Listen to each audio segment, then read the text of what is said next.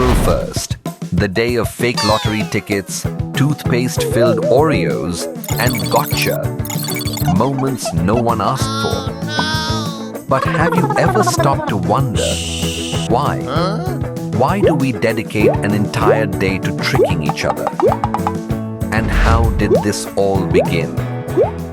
The real history of April Fool's Day is weird, messy, and not that funny. And by the end of this video, you might agree that maybe, just maybe, it's time to let this holiday go. Let's start with the most popular theory. France, 1582. King Charles IX switches from the Julian calendar to the Gregorian one. New Year moves from April 1st to January 1st. Some folks didn't get the memo or just ignored it. So what happens? People mock them. They call them fools for still celebrating in April.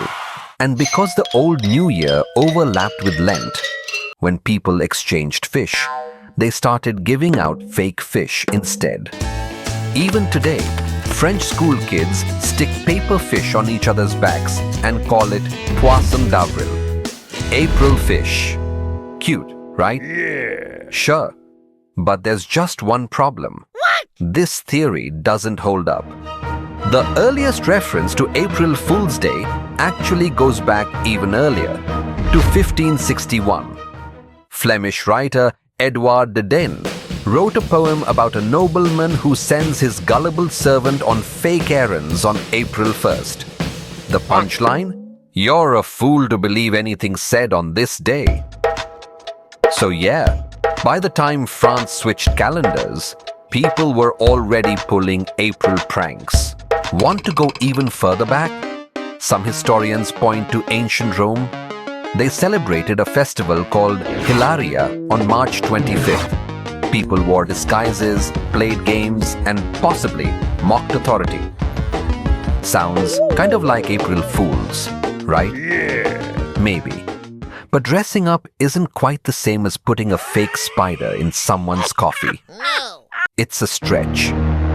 Still, by the 1600s, April Fool's Day was so established that newspapers didn't even bother explaining it. They just assumed everyone knew. At first, April Fools was personal. What? Friends tricked friends. Kids played jokes on neighbors. But in the 1900s, media got involved. Newspapers started printing fake stories. Radio shows told listeners the world was ending. Then came TV. In the 1950s, the BBC aired a fake documentary about spaghetti growing on trees. People believed it. Today, it's all digital. Brands and tech companies drop fake products and phony press releases. But there's one big problem. What? Here's the thing. Modern April Fools doesn't feel fun. It feels forced. We all know it's coming. Nobody is surprised.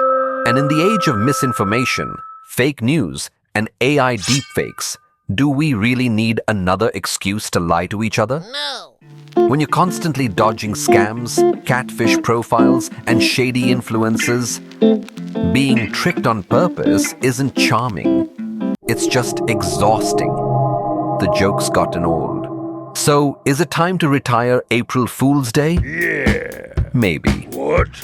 When the best case scenario is mild annoyance, and the worst case is corporate gaslighting, maybe it's time to stop pretending this day is harmless fun. April Fools used to be a weird little folk tradition, but now it's just another brand strategy. If you want to surprise someone, try being honest.